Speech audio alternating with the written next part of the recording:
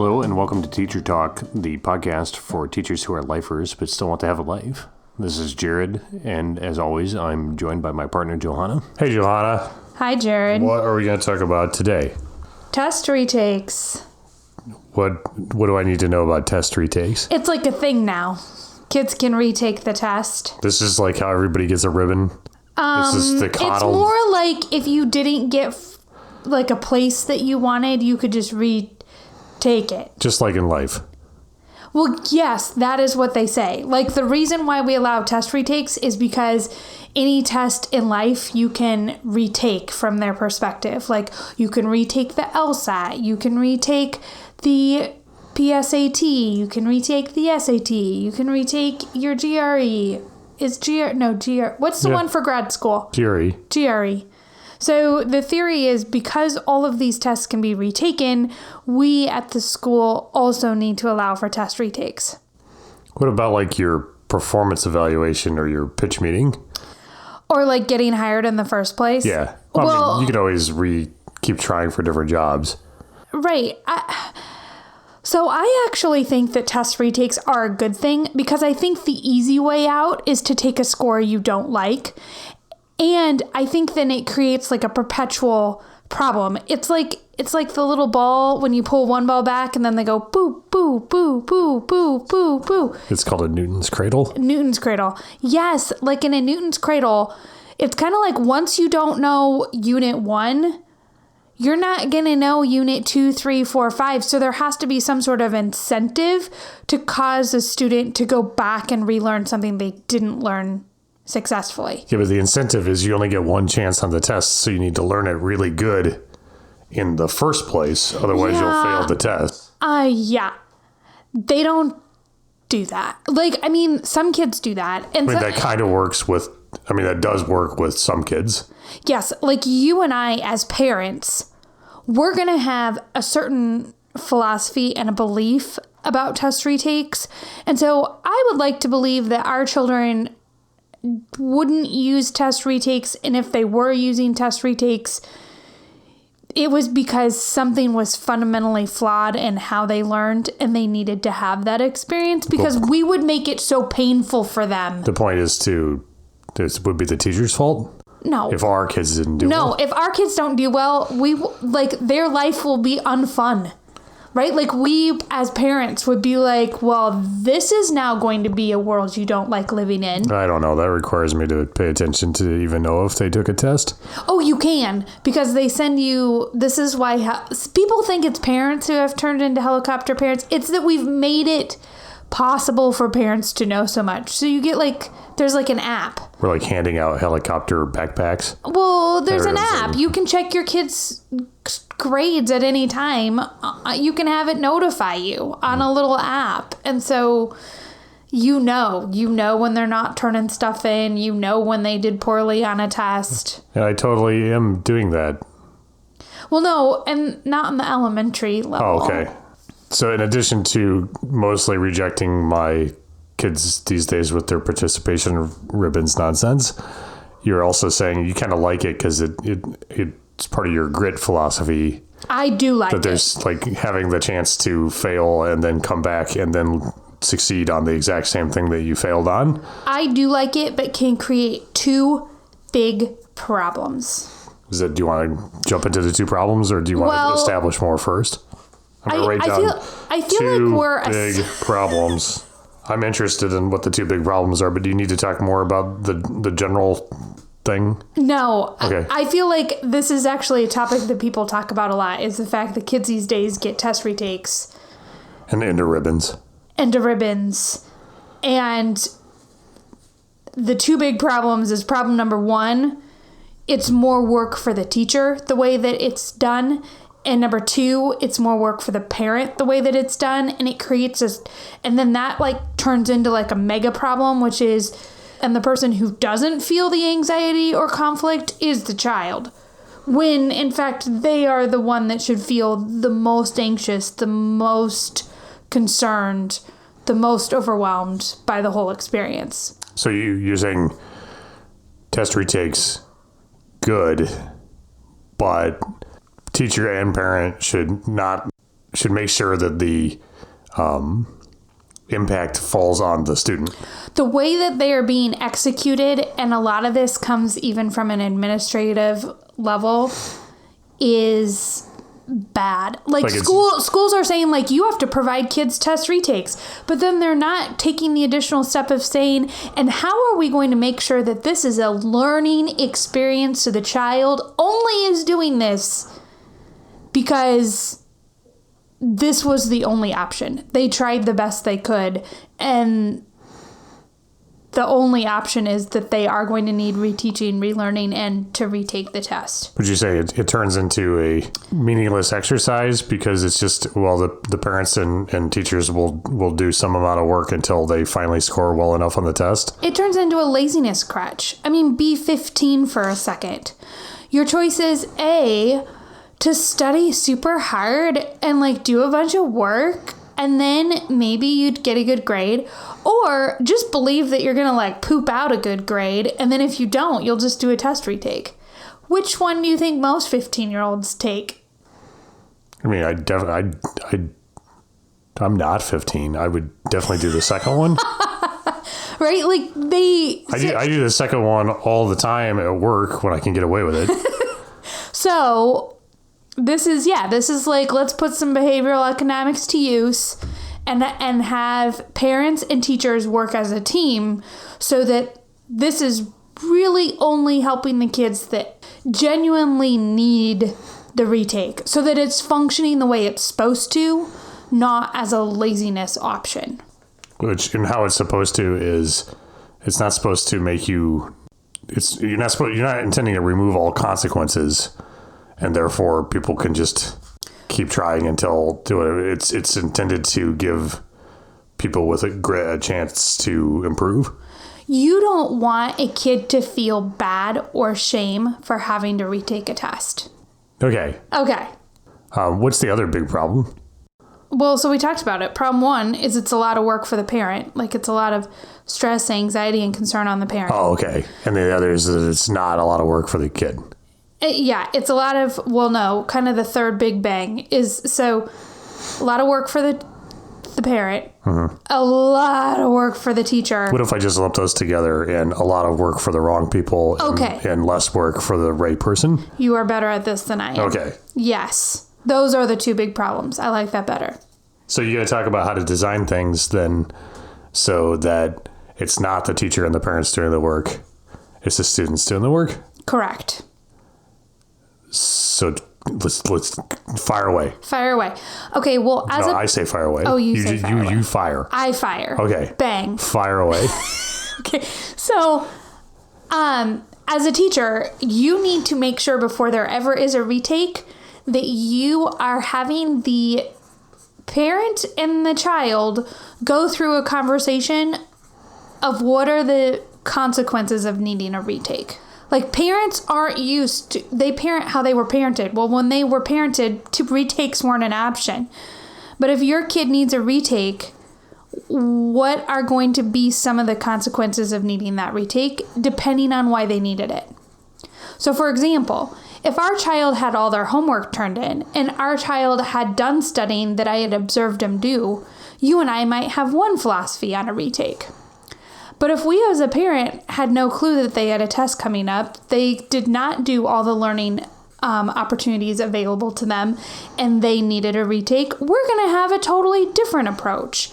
And making parents think about that in advance and communicate it in advance will solve a lot of the then bunches of things won't even happen. Right. All you got to do is call it out ahead of time so that they'll notice it happening instead of arguing about what happened after the fact. Yes. And I would encourage teachers to do this through some sort of communication that requires a signature or an email response or a form to be filled out, not going into the details, but just saying like, my student and I discussed blah, blah, blah, blah, blah. Now, you're going to say, well, kids will forge their parent's signature on that. That's just fine. Allow that to be a part of Form B, which is if they need a retake, so that kids know in advance, oh, this is probably not one of those times where I say like, yes, my child has permission to go on the band field trip, but this is one of those times where they actually want to get the paper to their parent, make them sign it. And then attach it to some sort of reward or incentive. Like if the forms are handed out on a Friday and they turn them in on a Monday, maybe they get to select their seat or they get to listen to music on their personal device the rest of the week, so that like if they didn't remember their form on Monday, well, then you still have an opportunity. Do you need a new form? Like, you still have an opportunity to have 3 more days of this random incentive they don't normally get, right? That's important for this particular form because there's no immediate consequence, like missing a field trip or something. It's hard to get them to do it otherwise. Yeah, you don't want them to fake it. If they do fake it, you want them to realize that like their parent will find out about it later if they ever need a retake. Yeah, go ahead and fake it if you never need a retake. If you never need a retake, go on ahead, Sonny. You sign that form for your parent. But if you do need a retake, it's going to blow up in your face probably. It has been amusing to me as a teacher the 2 times I had a kid fake a form. And then I pulled back out the form and the parent in front of their child is like, that's not my signature. And then it was like, and I could have left the room. Either way, the goal is accomplished because you're trying to get the parent on your side as far as enforcing retake discipline. Correct. So if it comes time for retake discipline and we have a forged acknowledgement form, then they're going to be super on your side. Yes. Yeah. Correct. Because obviously something needs dealt with. Yes. Okay. So the form's pretty simple. It basically just said, we have discussed how natural consequences will play out for retakes for when behavior choices led to needing a retake versus learning assistance is needed. Because you also want parents to realize, like, it's okay if your kid doesn't get it the first time, but then that means your kid tried it on their own and it didn't work. And so if they're needing a retake because they need learning assistance, this is going to take all hands on deck. So we've established the expectations of how it's going to work with the students and the parents and drawn a very clear line between you didn't succeed because you were not taking it seriously or you were misbehaving, and you didn't succeed because you tried and you need more help learning it. Yes. That's the main purpose of all of this, is to set up those 2 scenarios so that they don't mix. Correct. And make sure that the parents will be on the right side of that question when the time comes. Correct. Okay. So how do we deal then specifically with those 2 scenarios once we've taken the test and now we need a retake? You as a teacher don't deal with them any differently because you don't want to put yourself in a position where you're trying to figure out which camp the kid is in. You want that to be the parent's burden. Okay. So you're going to create hoops the kid has to jump through in order to retake. So you're again putting the burden back on the student.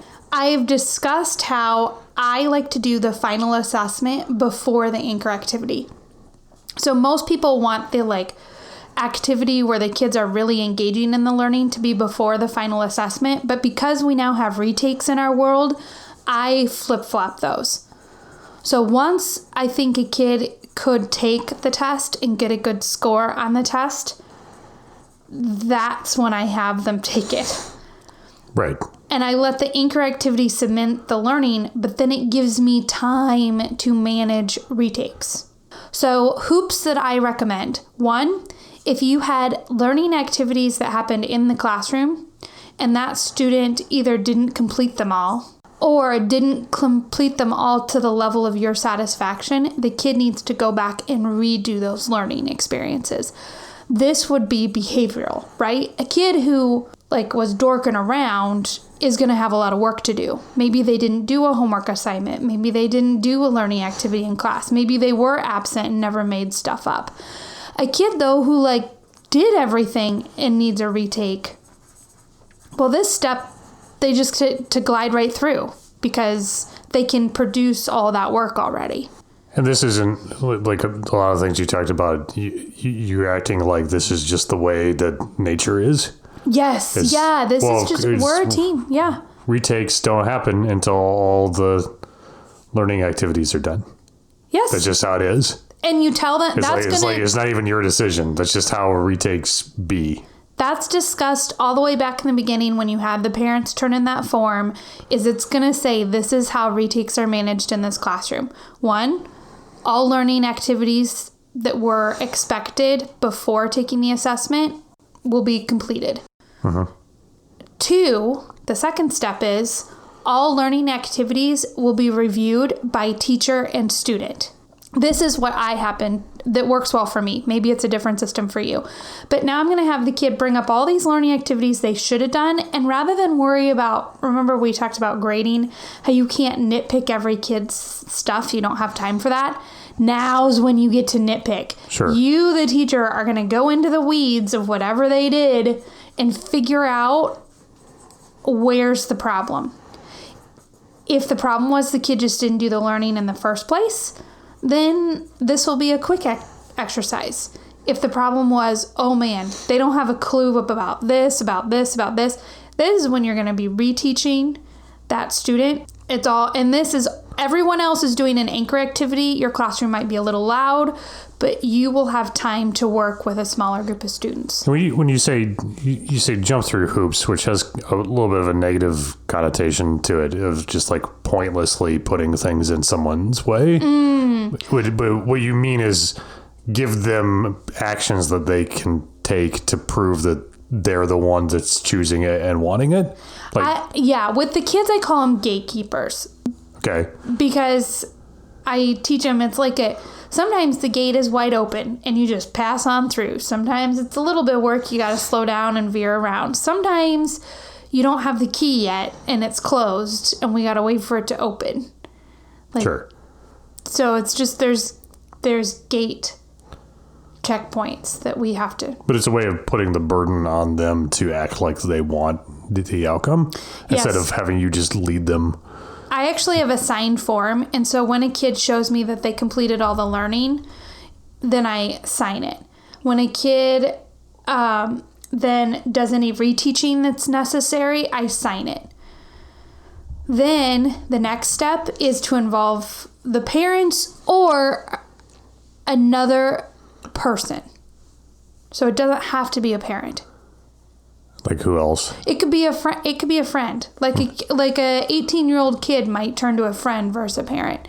I would prefer a parent, but if you're dealing with seniors in high school, it could make sense to have it not be a parent at this point. Do I understand now what you need to do to deal with like just lackadaisicalness? So because I sort of get it. Like they're not going to want to just blow everything off, because if they wind up needing a retake, their parents are going to know about it. And we haven't talked about telling the parents yet. Oh, we haven't? No, not yet. Oh, okay. Well, let's do that. Well, no, we're getting there. So step 3 is additional learning with monitoring or help. What's that mean? So step 1 was like, I made sure all the learning stuff was done. Step 2, I showed it to my teacher and she retaught me anything I needed. Step 3, I'm just going to practice all this again to make sure that there's no third retake where it's like a practice test. You remember when we were kids and you get the review packet? It's like essentially another review experience. Yeah. It's an additional help component. Yeah. But this time it's going to be completed with someone kind of checking over our shoulder. So you're going to have a line that says I reviewed this work. And you don't have to... They get immediate feedback then? They don't have to know the content. No parent needs to know how to suddenly be able to do physics or be able to understand how to program a computer or, Algebra 1, whatever it is, right? The parent doesn't need it, but they can say, I went over this and asked my student, how confident do you feel with this learning? I like to use a confidence scale. And then the kid can say, I felt like a 4. I felt like a 3. If this is why it can be helpful at the 6-7 level to incorporate parents. If the kid says they feel like a 1 or a 2, then the teacher can do Right. more reteaching. Yeah. But at the high school level, if you're 18 or 17, you might have another friend who's also taking that course sign it off and circle how they felt. Okay. Yeah. Okay, so then the last component is my child is ready for a retake, or my learner is ready for a retake. And this is signed by the parent. And this can include, we've discussed why the retake is necessary, however you want to word it. But a retake isn't happening without the parent signature on the form. I'm trying to remember. I had to write form from. I got confused there for a second. Form from parent. Yes. This is how we managed this at home. And then you leave a space where the parent has to write. Open-ended question. Open-ended question. And this could be, my child was a goober butt and I took away their phone for a couple of days. Or it could be, my child and I worked together on the step 3 review activity. And, this is where you're not dictating for a parent. And the fact that they have to write something out means the kid is probably not going to forge it. But Right. We'll get to more safety measures later. Okay. Okay. Then you, the teacher... Maybe even in a future podcast, you can say how we deal with fake signatures. Okay, For now, we could focus on what to do with the real signatures. Retakes. Yeah. I then recommend in advance, long in advance, maybe before even you start the unit, you have one scheduled time where the retake will occur and when occur. Like, that is it. That is the time. Give them over 2 weeks notice, have them put it in their calendar. When a kid says, oh, I have football practice, or oh, I don't do mornings, or whatever the situation is. But you putting that time period out there in advance just makes it harder to argue with? It's like the SAT. You might not like that that's the weekend, or the day, or the time. But the test doesn't care. The test doesn't care. So either don't need the retake, or if you do need the retake right now, put it in your calendar and make sure, like if you know you're someone that needs to retake often, put it in your calendar that this is when the retake is occurring.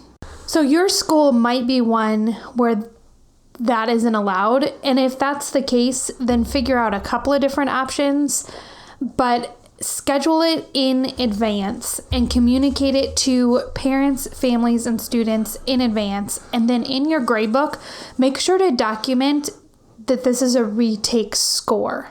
Yes. Why? Because if the child has forged some signatures, this is your last action step.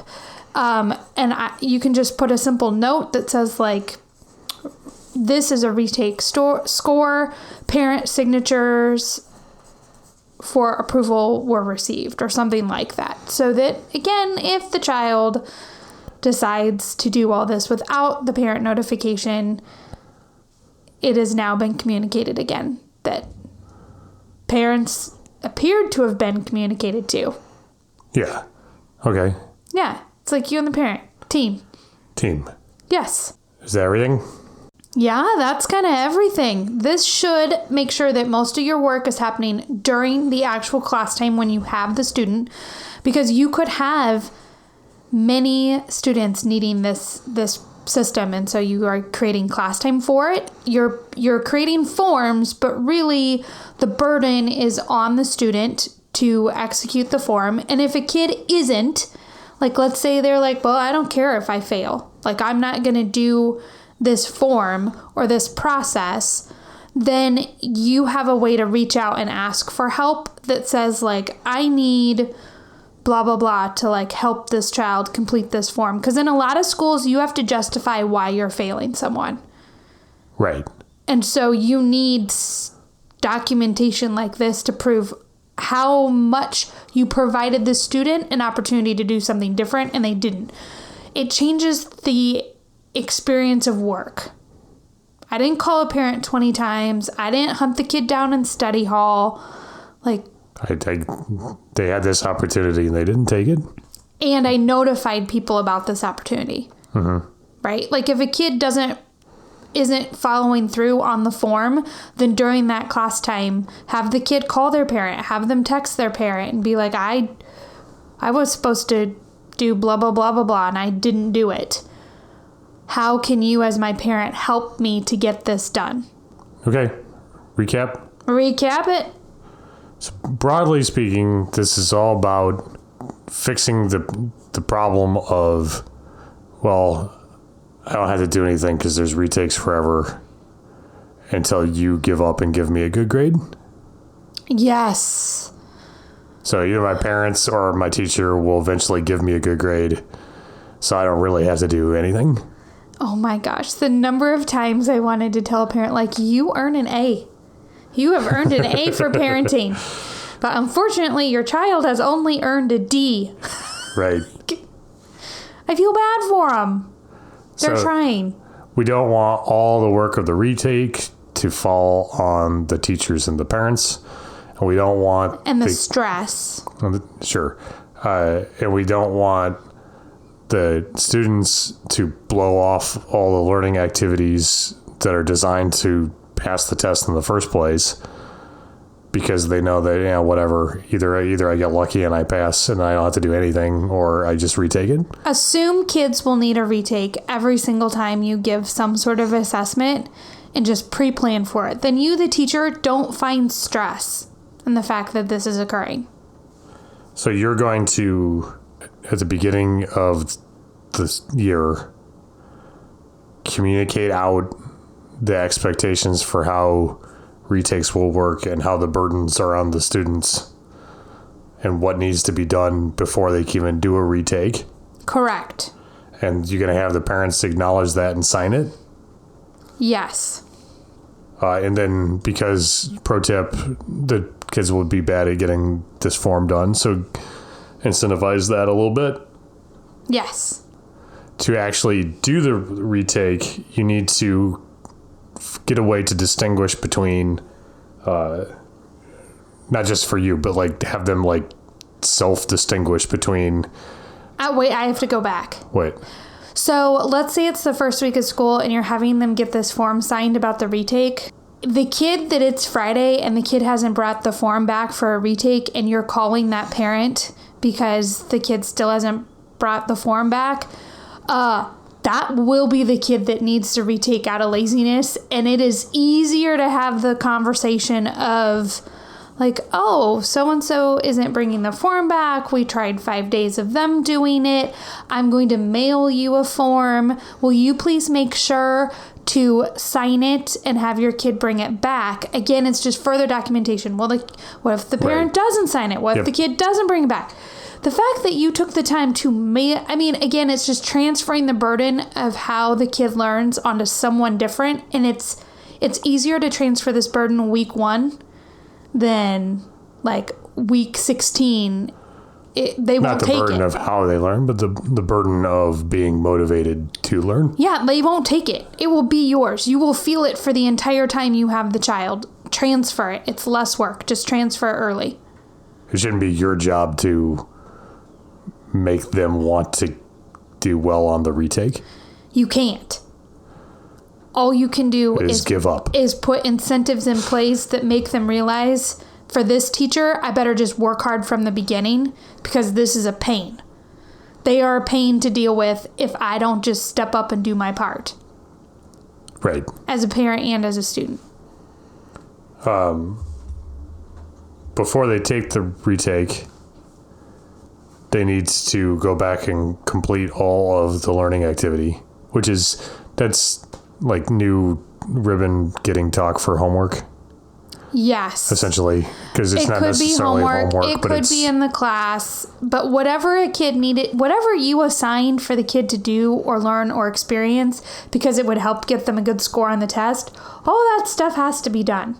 And they either did it and therefore it wasn't enough for them, or they didn't do it, in which case, now they have a new opportunity during class time to get that stuff done. And that'll help everyone distinguish between behavior and education as the problem. Correct. Or learning. You're going to review the learning activities with the student and teacher. Yep.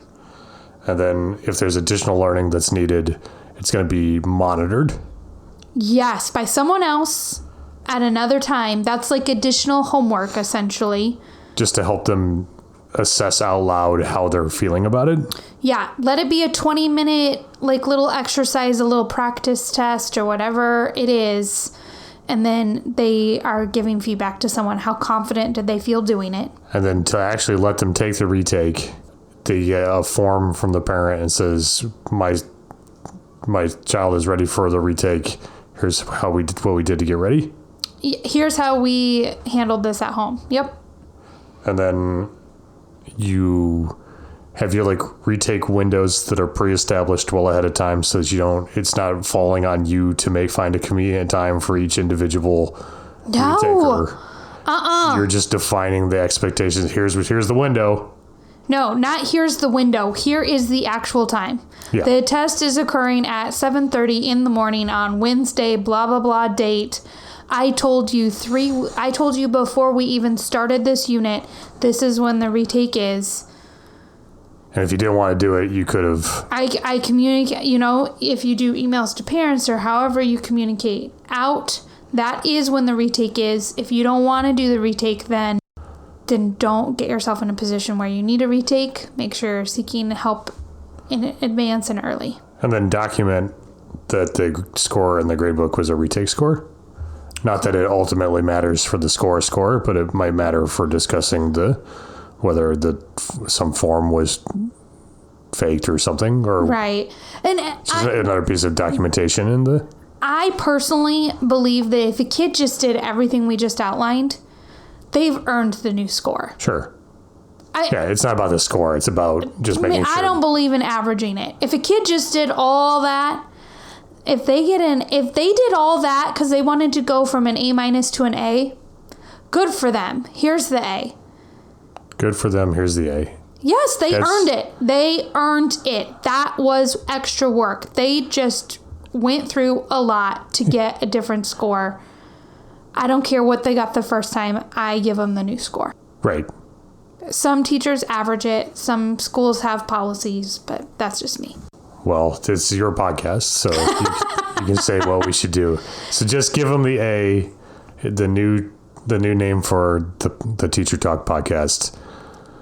Just give them the A. They've earned it. Okay. Maybe a teacher is wondering about the anchor activity.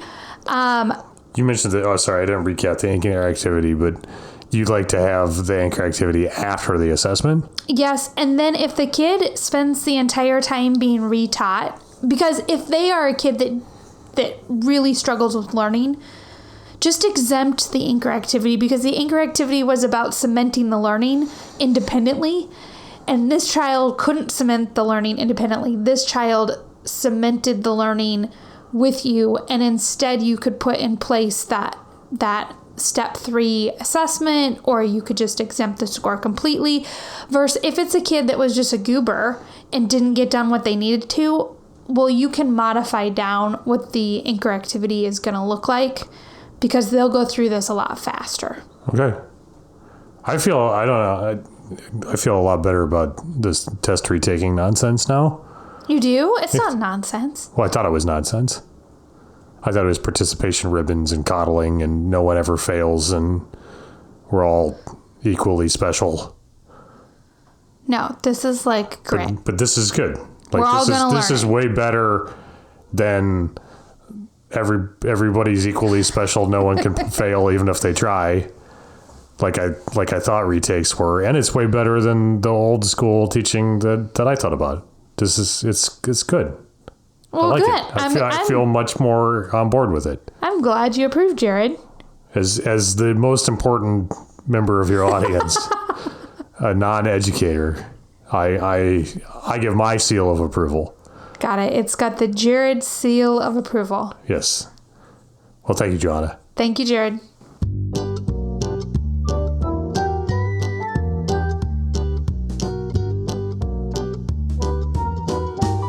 Joanna, do you get questions from listeners ever? Yes, we do. How do those listeners send you questions? They send us an email. Where does that email go? teachertalk4teachers@gmail.com. But wait, What kind of 4? How do I do 4? All of the 4s. They can do a number 4, they can write the word FOR, or they can do FOUR, even though that one doesn't quite make sense. Well, perfect. Teacher Talk for Teachers at gmail.com. Yes. Thank you, Johanna. Thank you, Jared.